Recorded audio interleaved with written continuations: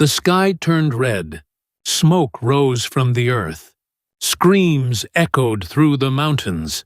One name made kings tremble. One man rode across nations, leaving fire behind. Genghis Khan. He didn't just win battles. He erased empires. He didn't just take land. He broke history in half. But here's the truth. No one tells you. He started as a hungry boy, cold, alone, rejected by his own people. How did a child with no shoes become the most feared warrior the world has ever known? Hello, my amazing friends.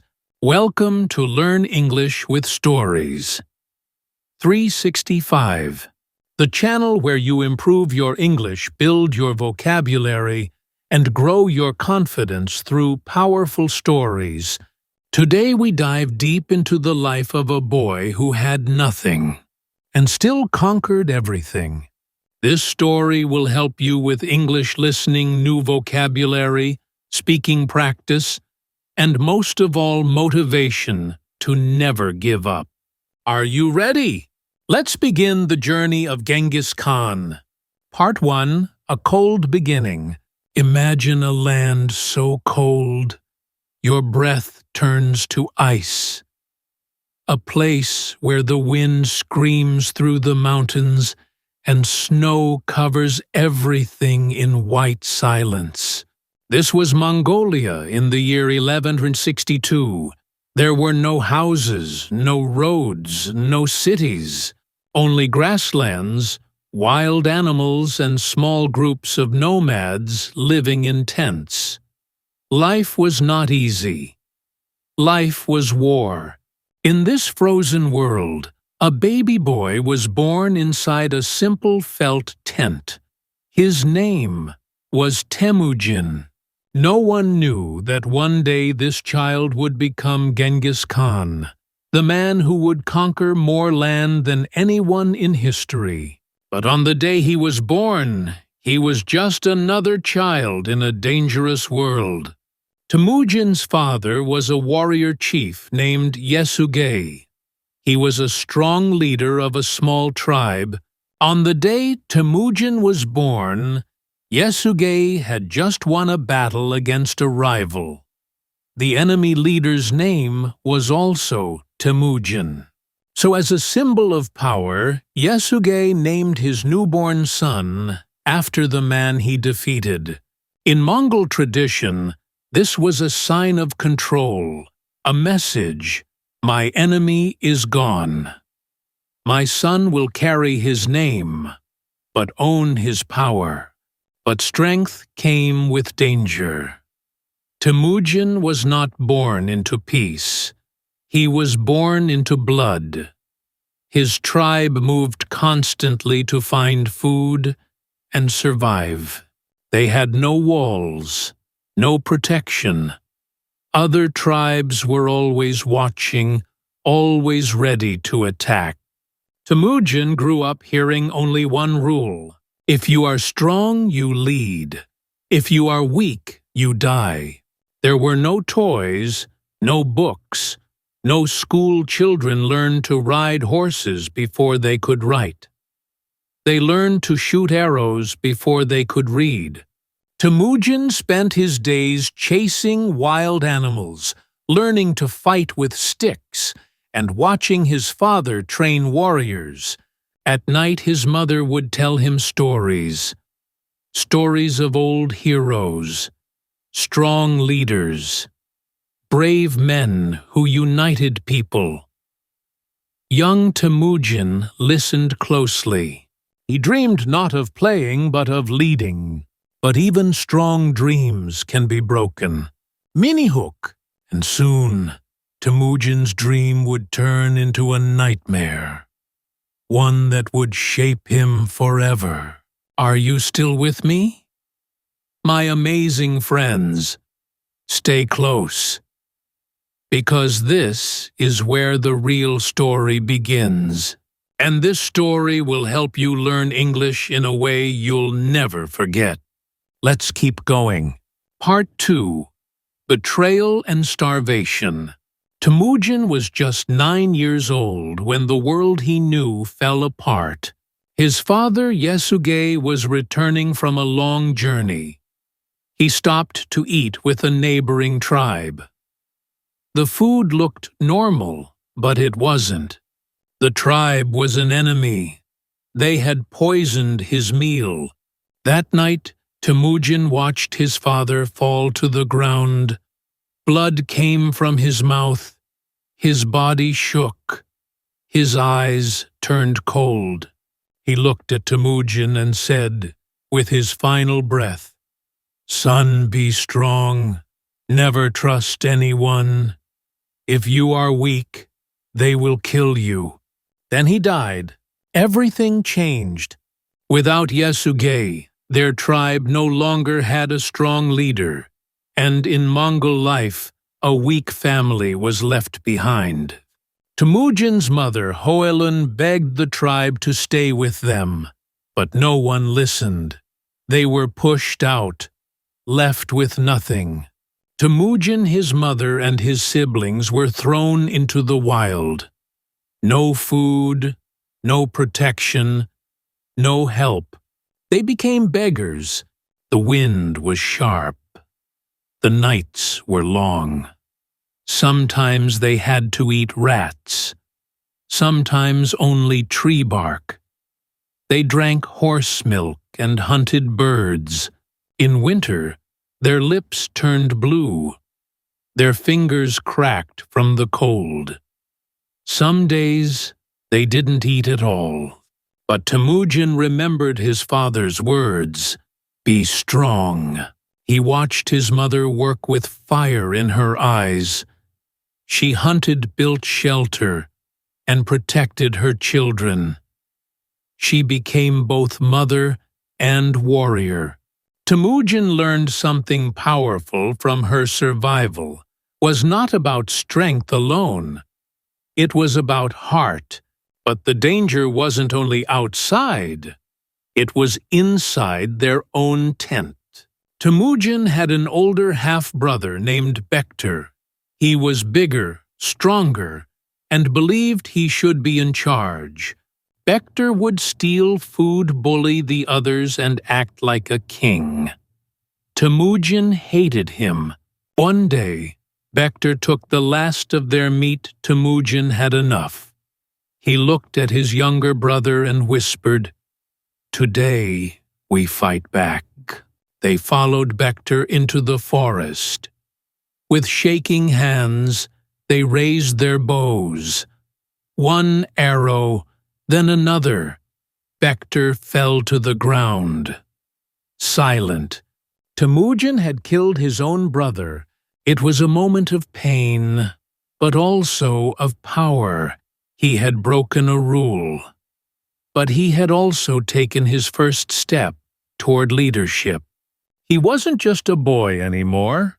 He had learned that trust can kill, that family can turn into enemies, and that sometimes to survive, you must do the unthinkable. From this moment, Temujin became different.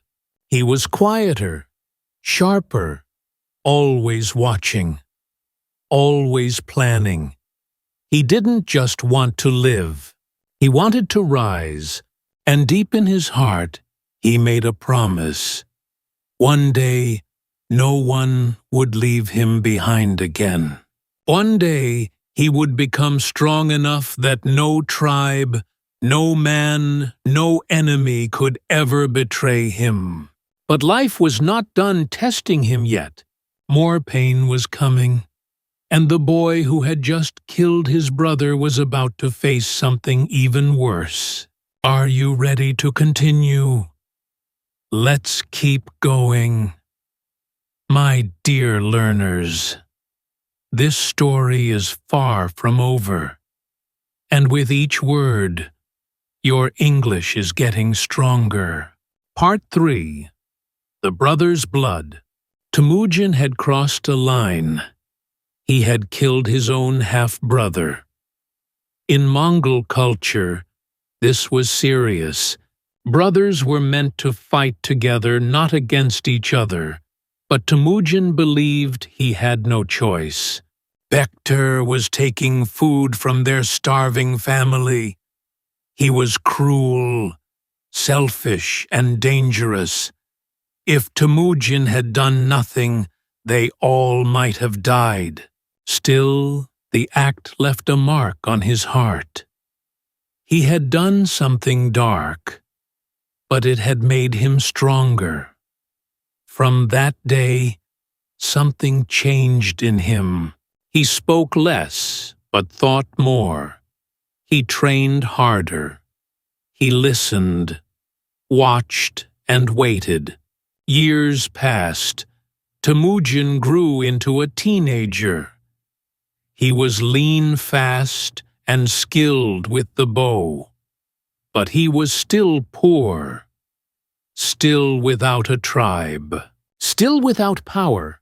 Then one day, something unexpected happened. A powerful tribe leader named De Seshen heard about Temujin. He was impressed by the young boy's bravery and discipline. He offered Temujin a chance to marry his daughter, Borte.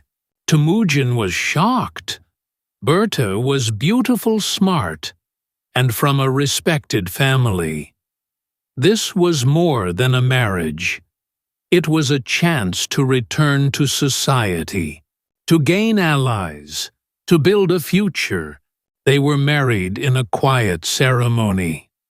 For the first time in his life, Temujin felt peace. Borta was kind and loyal. She believed in him. She saw the fire in his eyes. She told him, "You are meant for more." But peace never lasted long in Temujin's world. Only a few months after their marriage, a rival tribe attacked. They stormed the camp, burned their tents, and captured Berta. Temujin tried to fight, but he was outnumbered. They took her away, and he was left broken. But he did not fall apart. He stood up. "I will get her back," he said. He gathered a small group of warriors. Some were old friends. Others were strangers who believed in his courage. Together they rode through valleys and rivers, tracking the enemy tribe. When they found them, Temujin attacked with fury. His plan was smart and fast. His arrows flew like fire. In the chaos, he found Berta. He pulled her onto his horse and rode away. She was safe, and now so was his reputation. People heard what he had done. They began to follow him, a young man with no money, no name and no tribe, had fought for love, and won. He was becoming more than just a survivor. He was becoming a leader, and this was just the beginning. Are you still with me, my amazing friends? Keep listening, because the next part of Temujin's journey will take him into chains, into darkness, and out again with the fire of a future Khan. Let's continue. Part 4. Chains and Escape. Temujin's name was starting to spread across the grasslands. He was no longer just the boy who had been abandoned. He was the young warrior who rescued his wife and defeated a stronger enemy. People began to whisper his name with respect and fear. But with fame came danger. One day, while traveling with a small group of men, Temujin was ambushed. A powerful tribe known as the Taichi Ud, who once followed his father, captured him. They saw Temujin as a threat. They feared he might rise and take power, so they decided to break him. They tied his hands. They locked a wooden collar around his neck. It was heavy and painful. He couldn't lie down or move freely. The collar cut into his skin. His head dropped from the weight. They made him a slave. Temujin was dragged through villages like a trophy. He was humiliated, kicked, laughed at. Children threw rocks. Warriors spat at him. Days passed. Nights were worse. He was chained to poles, unable to sleep. His body grew weak. His lips cracked. Hunger burned his stomach, but his eyes never lost their fire. Inside he was planning, watching, waiting. One night, while the tribe was drunk and celebrating, a young guard approached him. This guard had seen something different in Temujin. He saw a spark, a strength that others had missed. "You don't belong in chains," the guard whispered. Temujin looked up. "Help me," he said. The guard hesitated. If he was caught, he would be killed. But something inside him believed in Temujin. Slowly, silently, he unlocked the chains. The collar fell to the ground. Temujin stood up. His body hurt. His legs were shaking, but he didn't stop. He ran into the darkness barefoot and bleeding. He ran across rocks, rivers, and cold winds. Every step was pain. Every breath was fire. But he didn't stop. By morning he was far away, free. Temujin never forgot that night. He never forgot the pain or the kindness. He would later say, "A man who helps you when you are nothing, that is true loyalty." From that moment he began to understand something powerful. He couldn't rise alone. He needed people. Not just warriors, but loyal hearts. Brothers who would fight beside him, not for gold, not for fame, but for trust. Temujin began to gather such men. Some were from old enemy tribes. Some had no tribe at all. He welcomed them all. He didn't care about blood. He cared about loyalty. He created a new kind of family. One not built on name or wealth, but on choice. And this new family would follow him to the ends of the earth. He had escaped chains, but he was not done rising. His next step would shock the world, because the boy who was once thrown away was now ready to become something no one expected. A king of kings. Let's keep going. Dear learners, this is where the legend truly begins. And as Temujin rises, so does your English, step by step, word by word. Part 5, Love, Loyalty, and the First Army. Temujin had escaped slavery. He had rescued his wife. He had survived betrayal, hunger, and pain. But now he wanted more than survival. He wanted unity. The tribes of Mongolia were always fighting. Brother fought brother. Friends became enemies. No one trusted anyone. That was the world Temujin was born into. But he had a new idea. A dangerous idea. What if loyalty was stronger than blood, he asked. Most Mongol leaders gave power only to family. But Temujin was different. He believed that true loyalty came from the heart, not the name.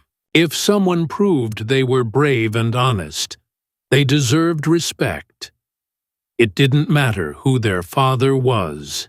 This idea brought new people to him. Warriors from poor families, outcasts from fallen tribes.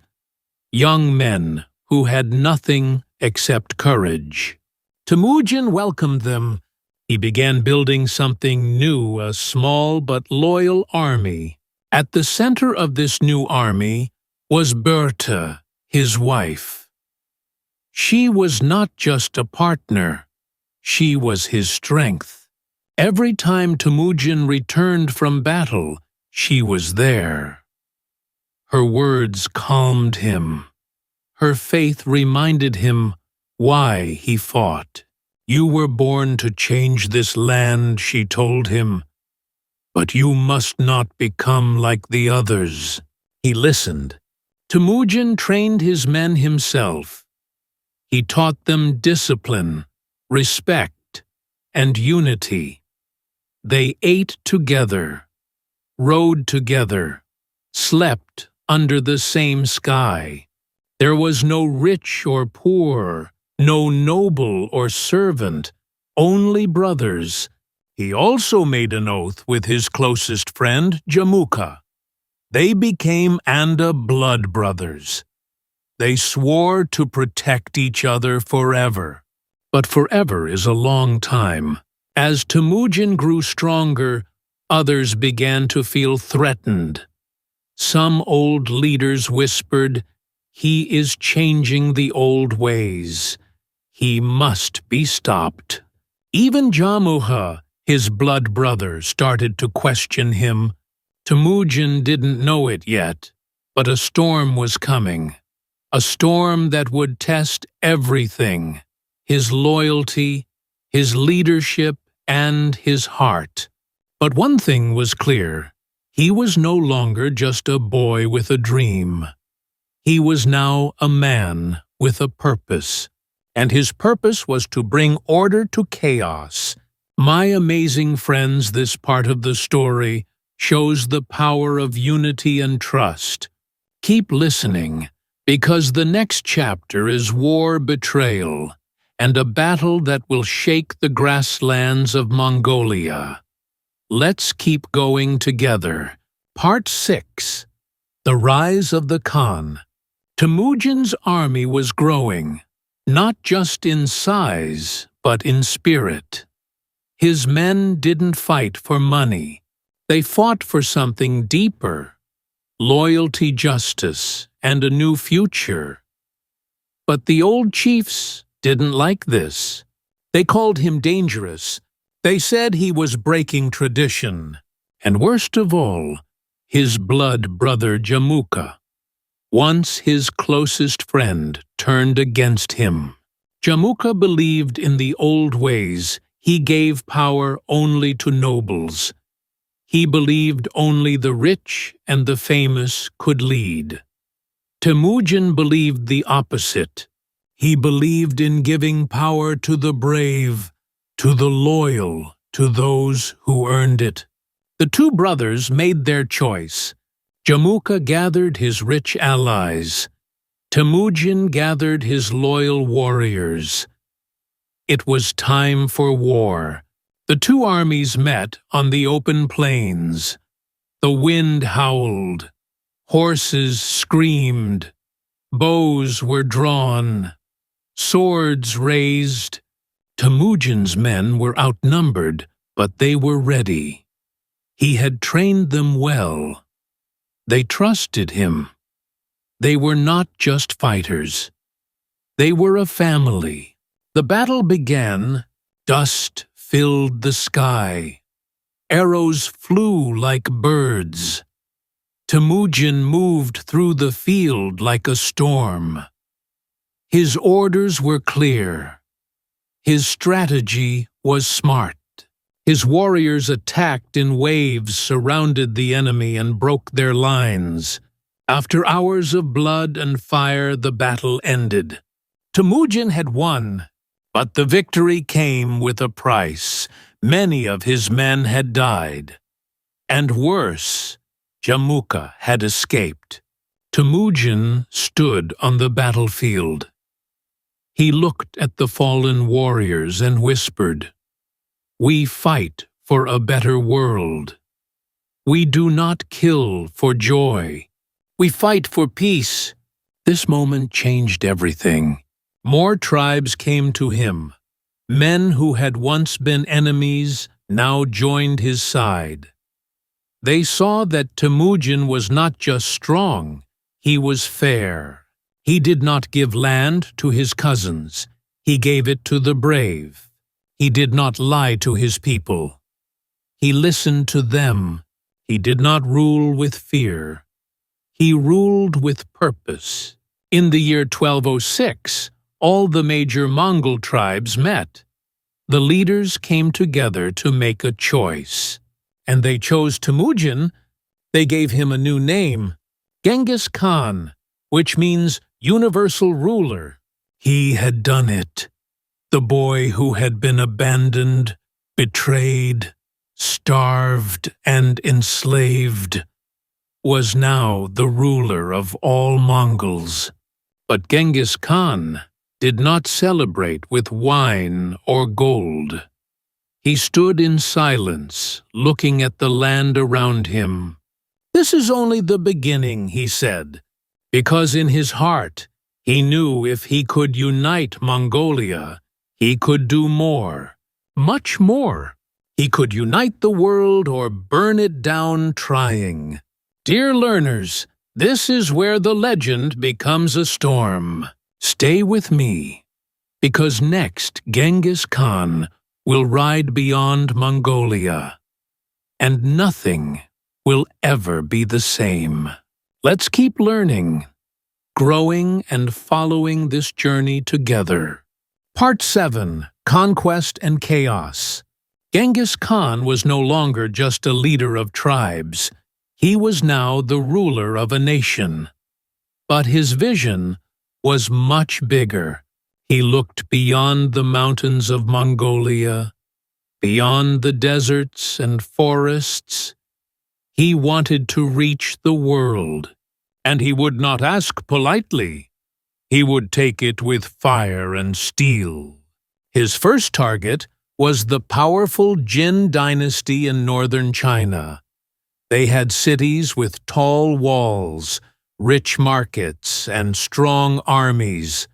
Most Mongol leaders before him had feared the Chinese empires, but not Genghis Khan.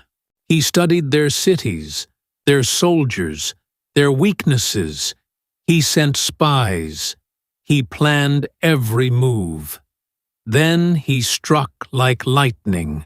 His warriors rode faster than any army had ever moved, day and night.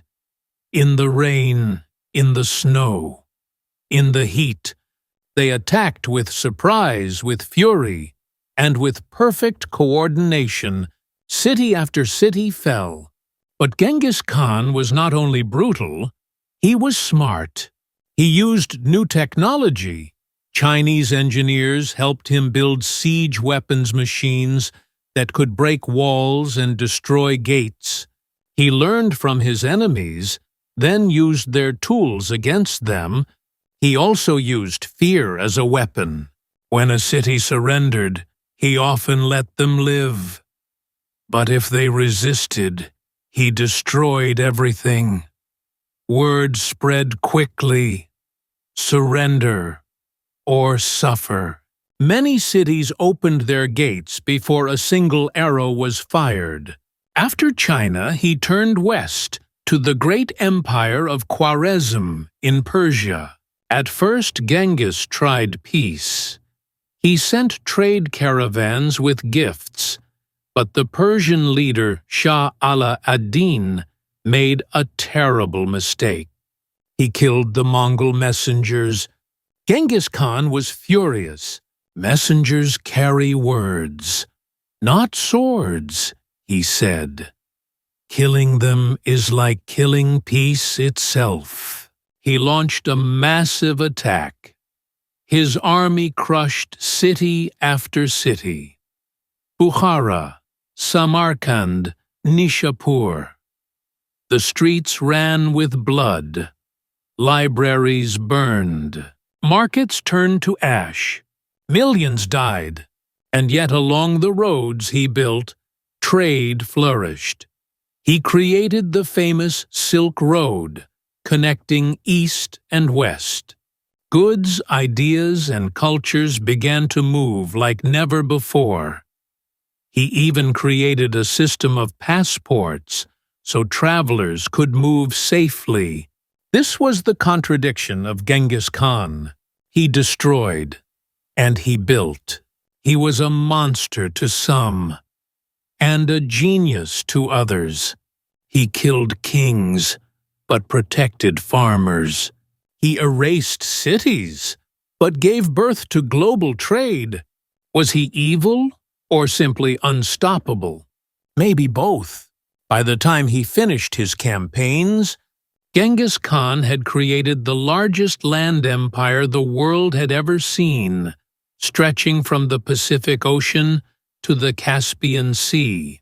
And he wasn't done yet. But time was running short, because even the greatest warriors cannot fight forever. Are you still with me, my amazing learners? Take a deep breath. The final chapter is coming. A mysterious death, an invisible grave, and a legacy that still shapes our world. Let's finish this journey together. Part 8. Legacy of a Legend. Genghis Khan had conquered more land than anyone in history. He had united warring tribes, destroyed empires, and built a system that connected half the world. But even the strongest warrior cannot defeat time. In the year 1227, during a campaign against a small kingdom in China, Genghis Khan fell from his horse. Some say he was wounded. Others say he was already sick. No one knows the full truth, but one thing is certain: his time was ending. Before he died, he gave final orders. He asked to be buried in secret. No tomb, no name, no monument. His body was carried back to Mongolia. The soldiers who buried him were said to be killed afterward, so the location would never be known. Even today, no one has found his grave. He disappeared into history, just as he had appeared like a storm. But his legacy did not die. After his death, his children and grandchildren continued his mission. They expanded the empire even more. His grandson, Kublai Khan, became the Emperor of China and started the Yuan dynasty. The Mongol Empire reached from Korea to Europe, touching every major civilization of the time. Genghis Khan changed the world. He built roads that connected continents. He protected trade routes. He created laws that brought order. He allowed freedom of religion. He destroyed the old world, but also helped create the new one. He was feared. He was admired. He was hated. He was loved. And today, centuries later, we still say his name. So what can we learn from him? That power is not given. It is earned. That loyalty is stronger than blood. That even if you start with nothing, you can still change the world. Genghis Khan was once a hungry boy in the cold. He became the man who ruled nations. And you, my amazing friends, are learning his story in English, step by step, word by word. Let this story remind you that your journey matters too. Your struggles, your dreams, your voice. Now tell me, what part of Genghis Khan's journey inspired you the most? Let me know in the comments. And remember, every time you listen, read and speak, your English grows stronger. This is Learn English with Stories. 365, where legends teach us language and life. Conclusion. My amazing friends, You've just walked through the stormy life of Genghis Khan, from a poor boy in the freezing grasslands to the ruler of the largest land empire the world has ever seen. His journey was full of pain, betrayal, hunger, war, but also loyalty, courage, and unstoppable belief. This story was not just about history. It was about human strength, about rising when the world pushes you down, about leading with purpose, and about never giving up. As you listened, you also practiced English past tense verbs, rich vocabulary, emotional phrases, and strong sentence structure. This is how we learn through powerful stories that speak to the heart and build your skills. So don't stop here. Listen again. Read it aloud. Use this story for your English practice. Feel every sentence. Repeat the new words. Let the lessons stay with you, not just in your mind, but in your voice. And now I ask you, what would you do if the world turned its back on you? Would you rise like Genghis Khan? Comment your thoughts below. And don't forget to subscribe to Learn English with Stories. 365, where every story brings you one step closer to confidence and fluency. Until next time, keep learning and keep believing.